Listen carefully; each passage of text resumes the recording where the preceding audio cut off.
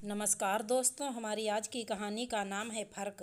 बहू अगले सप्ताह महक आ रही है अपने बच्चों के साथ, तो तू कुछ खाने पीने का सामान बना लेना। बच्चों की छुट्टियां हैं ना, तो दिन भर कुछ ना कुछ चाहिए होता है बच्चों को खाने के लिए। बिमला जी ने खुशी जाहिर करते हुए बोला। सारिका, जी माँ जी, मैं बनाकर रख दूंगी, पर मुझे भी अपनी मम्मी के घर जाना है। विमला जी, क्या? दरअसल बात ऐसी है कि विमला जी के 4 बच्चे, 2 बेटा और 2 बेटियां, सबकी शादी हो गई थी और बेटियां अपने घर संसार में खुश थी। बड़ा बेटा अपनी जॉब के अनुसार अपना परिवार लेकर वहीं रहता है और छोटा बेटा यानी सारिका का परिवार अपने माँ पापा के पास ही रहता है।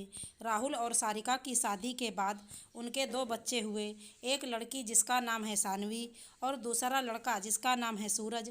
सारिका को ससुराल में किसी चीज़ की कमी नहीं थी, बस उसकी सास बड़ी ताने कसने वाली बातें करती थी।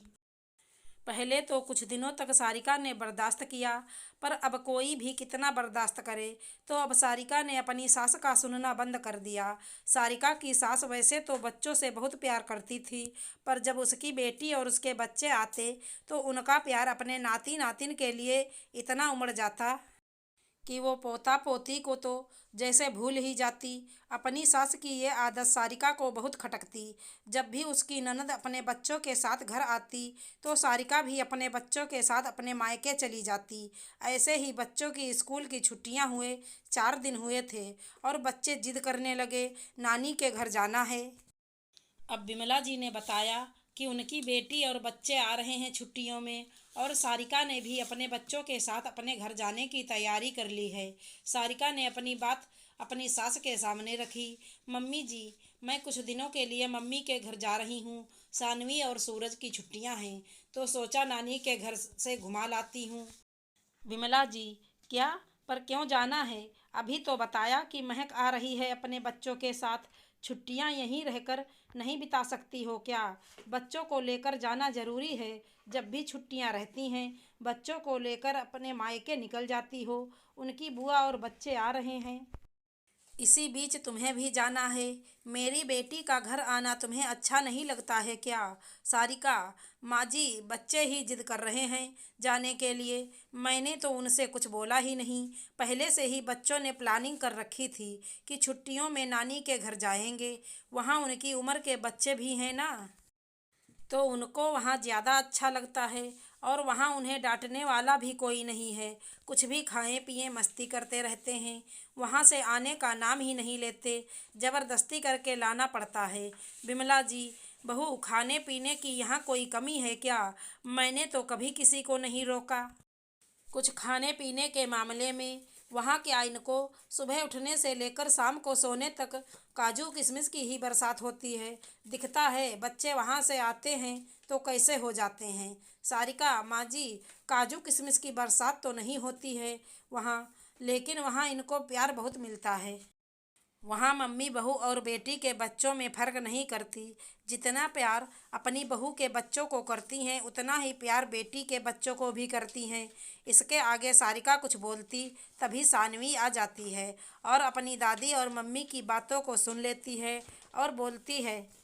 दादी, आपको पता है वहाँ नानी अगर एक रोटी लेती हैं तो उसके 4 हिस्से करती हैं, ताकि मुझे, सूरज, निधि और मुकुल को बराबर बराबर मिले। और अगर कपड़े भी खरीदती हैं तो हम चारों के लिए खरीदती हैं। पार्क भी ले जाती हैं तो हम चारों को एक साथ ही ले जाती हैं। पर आप तो जब भी बुआ जी, नैतिक और पूजा आ जाते हैं आप हमें प्यार करना भूल जाती हैं। दादी, उस समय हम अपनी दादी को बहुत मिस करते हैं। आप हमारे पास होकर भी हमारे पास नहीं होती। इतना कहकर सानवी वहाँ से चली जाती है। सारिका, देखा माँ जी, बच्चों को भी समझ आने लगा है कि आप अपनी बेटी और उनके बच्चों के आने के बाद अपने ही पोता पोती को भूल जाती हैं। इन सभी बातों का बच्चों के ऊपर बुरा प्रभाव पड़ता है और यही कारण है कि बच्चे छुट्टियों में और कहीं नहीं, अपनी नानी के घर ही जाना चाहते हैं।